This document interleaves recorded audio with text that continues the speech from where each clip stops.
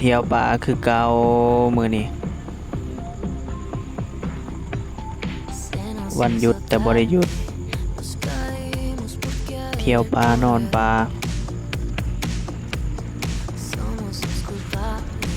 ไปนอนป่าจากคืนหนึ่งกับวันหนึ่งซึ่งระยะการเดินทางนี่ก็เดินทางทางรถแน่ทางเรือแน่เพราะว่าจุดที่เราจะไปนี่ก็อยากว่าไกลสมควรเนาะ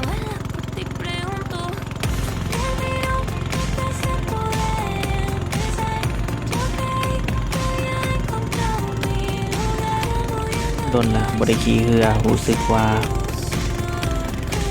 มวนธรรมศาสตร์ก็งามหลายขี่เรือชมธรรมศาสตร์บรรยากาศดีหลายอากาศเย็นหลายยามเช้า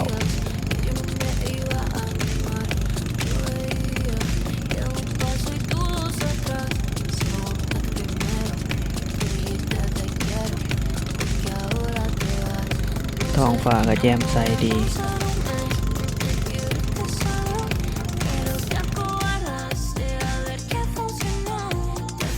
นี่ก็มาหอดไม้แล้วก็ได้ลงเบ็ดตั้งแคมป์พักผ่อน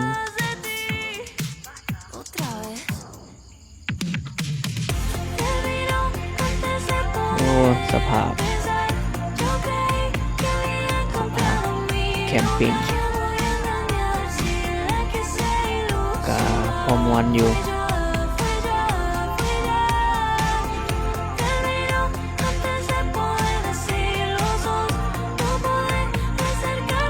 แรงเอาได้ไก่ตัวหนึ่งกับนกตัวหนึ่งได้บางแรงๆคำ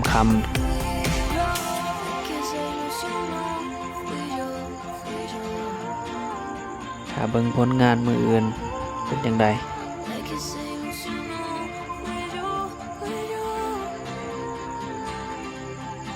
นี่ก็บรรยากาศ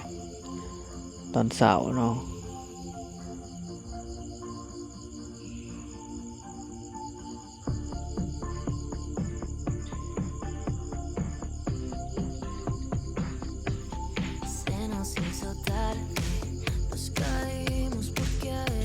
คืนนี้ก็ได้แต่ปลาตัวเดียวเนาะมีแต่ปลาขาวตัวเดียวได้ปลาโจกตัวเดียว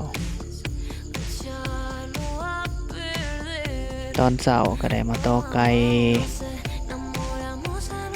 หลายแถวนี้แต่ว่าก็ได้แต่ตัวเดียวเนาะเพราะว่าเวลาเฮาก็น้อยตอนเช้าเฮาก็ได้เก็บเครื่องเมื่อเกี่ยมเครื่องเมื่อมาต่ออยู่หน่อยนึงก็ได้ไก่อยู่ตัวนึง